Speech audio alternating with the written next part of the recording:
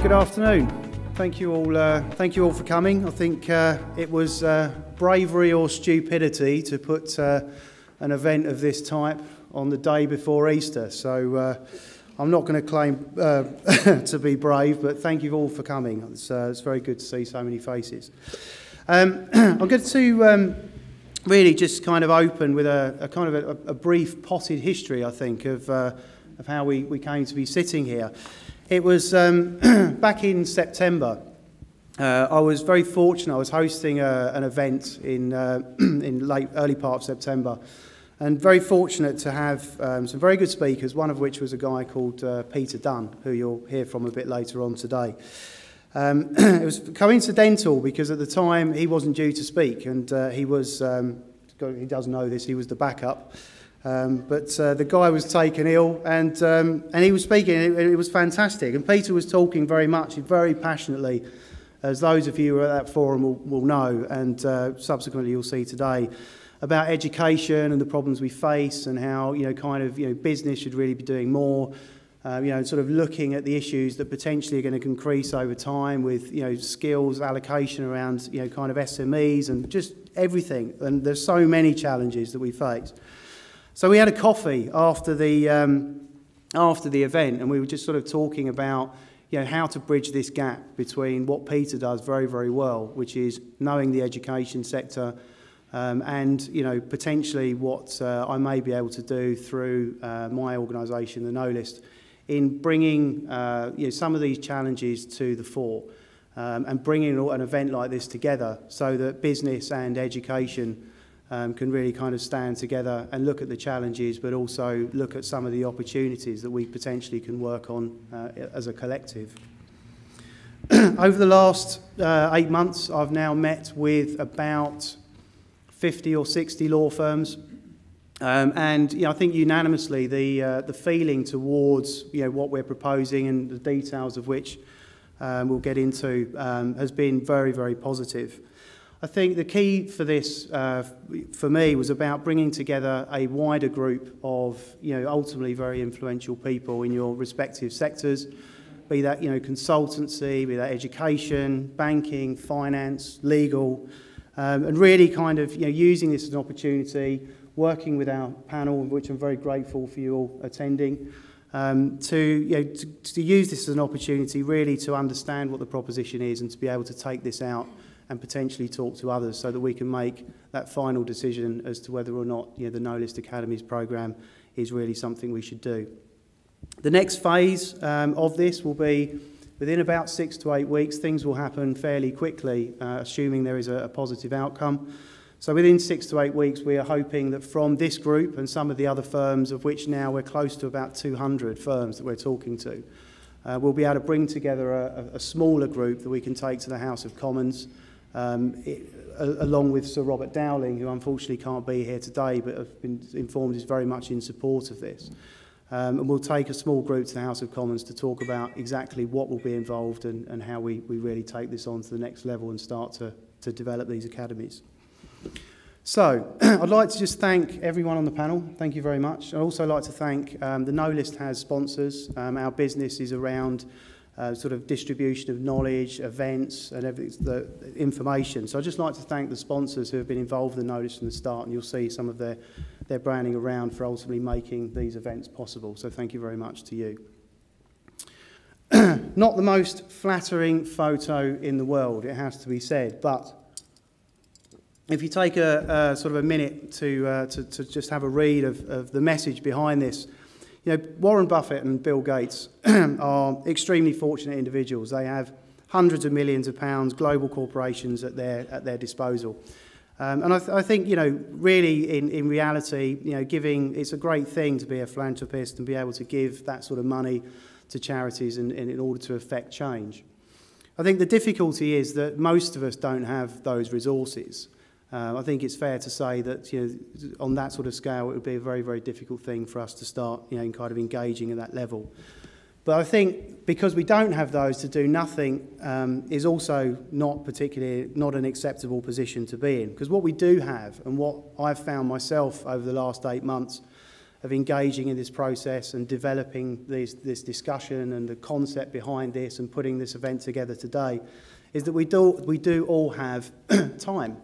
And it might not be a lot of time, but we can make time for what is ultimately quite a significant set of challenges that we all face. Businesses, personal, if you've your own children in your own lives, your own businesses, there are a huge amount of challenges that we need to deal with. I've been very fortunate over the last few weeks to be working with business in the community that I think are a fantastic organisation. I know that Lloyds Banking Group also do a lot with business in the community. And they're really kind of crystallising for me and highlighting some of the issues that we face and really kind of just put it into perspective. I mean, anyone who interviews people, anyone who's running a business, to see statistics like 22% of 16 to 19-year-olds in England have numeracy levels at or below that of expected an 11-year-old is pretty shocking. The reason that we're all here today is to talk about something you've seen in the press. So you would have seen a lot of this, the idea of NEETs. And again, if we're looking here at nearly 1.5 million young people are currently not in education, employment or training. Again, statistics that I find pretty shocking. I don't want to dwell too much on the sort of negatives of these. I think the reason we're all here is because we're assembled, because we know that we have the opportunity to really do something that makes a difference.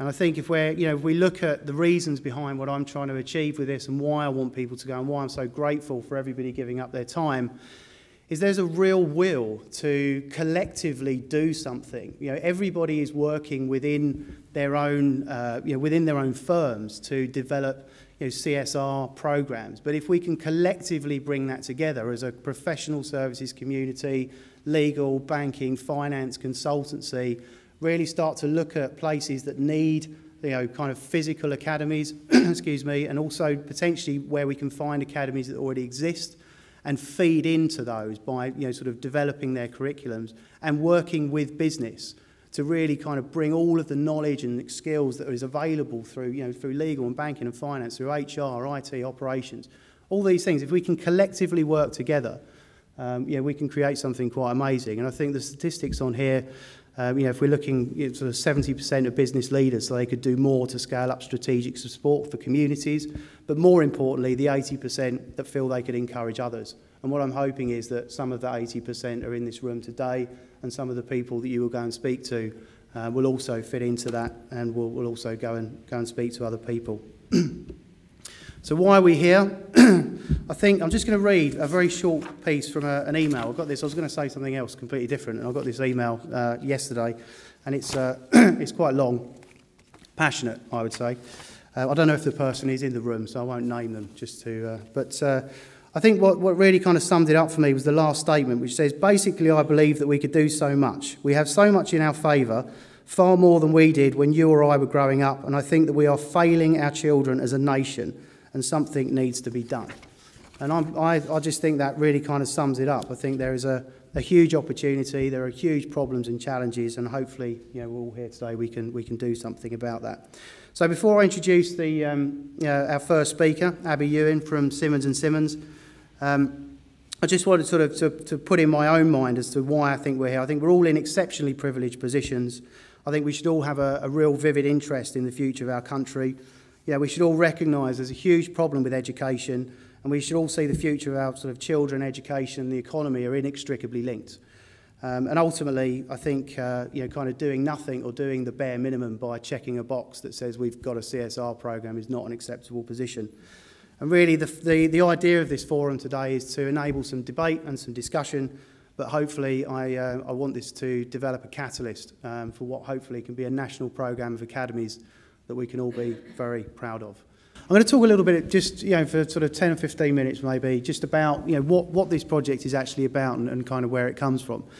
When I founded TheKnowList in 2009, it was an effort to do a couple of things really. One was to look at the way in which, from a commercial viewpoint, we could start to raise the bar around things like events and media, information, collaboration, and the other was, in my mind, was fundamentally rooted in building an organisation that was socially responsible. And at the time, I didn't know how that was going to come about and how that was what that was going to develop into. And obviously, the meeting with Peter, which enabled me to start looking at something that's sort of very kind of personal to me, which is education, particularly for this kind of age group, has given me the opportunity to really start thinking and developing, this project. So the idea really was that, there are initiatives already that, for example, there's the Prime initiative, which a lot of law firms are engaged in. But this for me was about how do we broaden, or how do we use the community, the collective amongst us to broaden out what we do within legal. Legal and professional services has historically been quite a closed industry. We do a lot, within our groups. We look at the law firm next door. We look at the other professional services firm as to a guide of kind of where we are and what we're doing and how we're doing it. And all of that all of those skills and all of that knowledge stays very much within this unit. I took a bit of a risk with the TheKnowList, saying that I was fundamentally wanting to do things differently, and I was betting a lot on the introduction of the alternative business structures and how that might change people's perceptions, how that might change the way law firms look at themselves as a business as opposed to a unit which is special to a law firm, and really start looking at kind of the industry as a whole and the sort of the changes that will bring and how we can then utilise all of this kind of knowledge and sort of, if you like, bring it out. So the TheKnowList Academies is about opening the doors to all of that knowledge and experience in professional services, be it law firms, accountancies, banking and finance.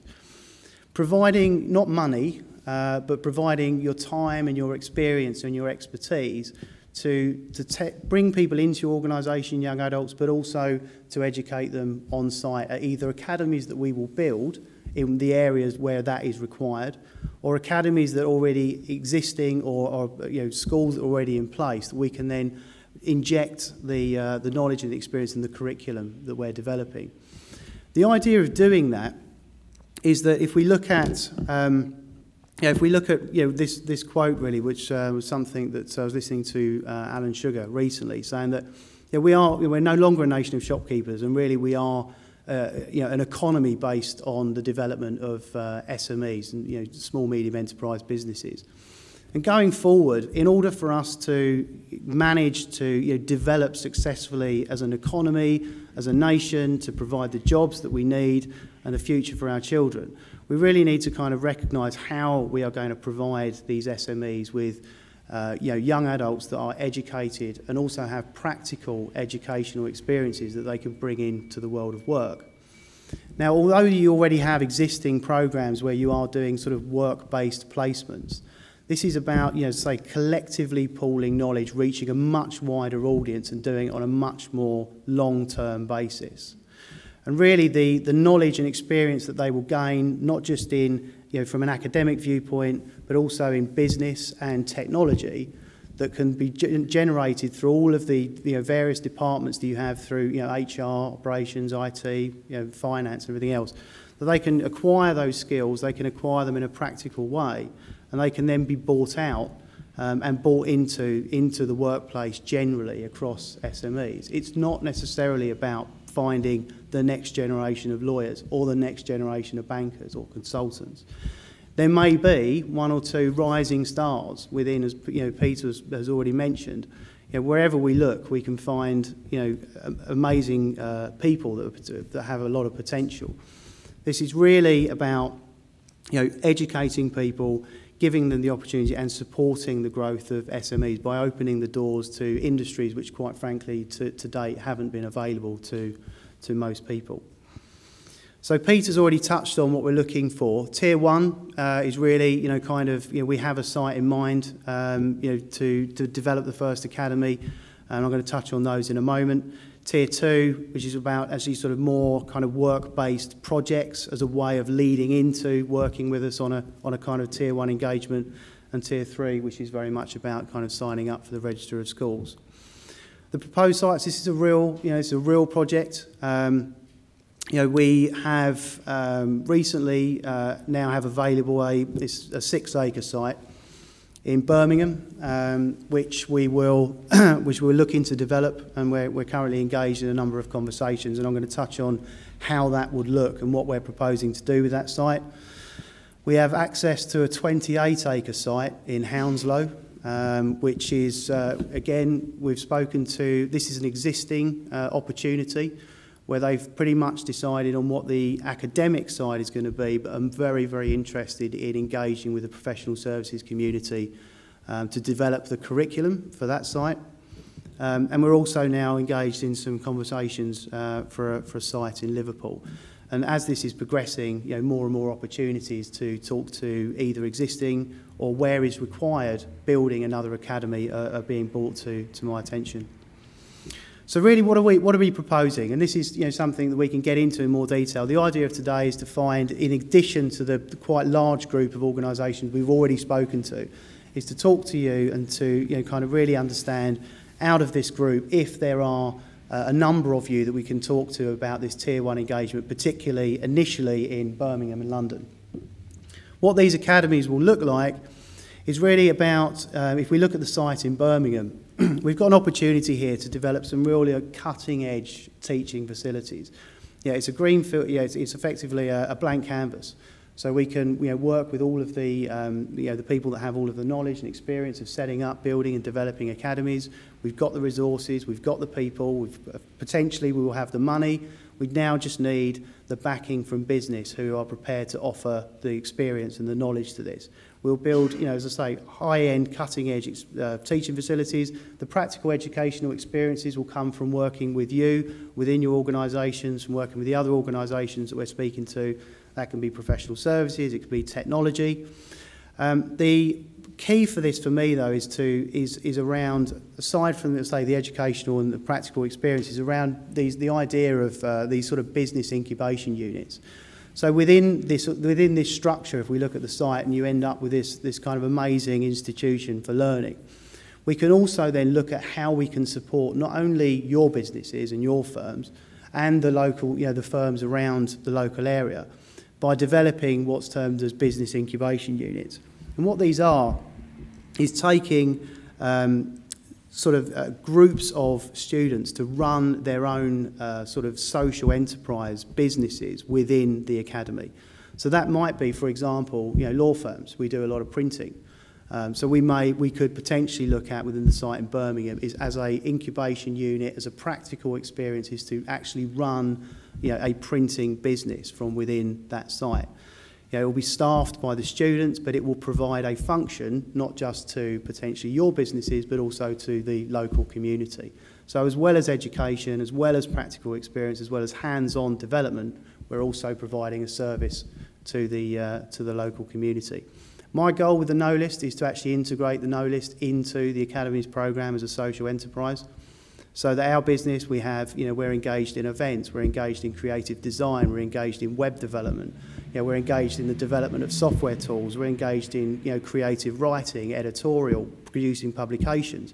All of those areas of our business could be turned into business incubation units that can provide practical knowledge and experiences and benefit not only the businesses who choose to get involved with us, but also businesses around the local area. And a key part of this as well is the whole concept of health and fitness. I'm absolutely dedicated to the fact that if we manage to get this project underway, as well as education and business, and the practical experience to go with that, we should be investing in much more heavily in health and well-being. So the site that we have lined up in Birmingham, for example, we've already had some conversations about how we could build into that, sophisticated, health facilities, gymnasium, community playing fields, where space and sites are at a premium. How do we then make those facilities available to other schools in the area? So at no point are we treading on anyone else's toes. There is a definite need for a school in Brierley Hill, and around that area we can then build across this huge site lots of facilities that can be shared amongst other groups, other communities and other schools. And so I think really at that stage, just to give you an insight into my thinking, And I think at this stage what we'll do is I'm going to hand over to David, and we'll just do some introductions and then sort of break into some smaller discussion groups. Thank you very much.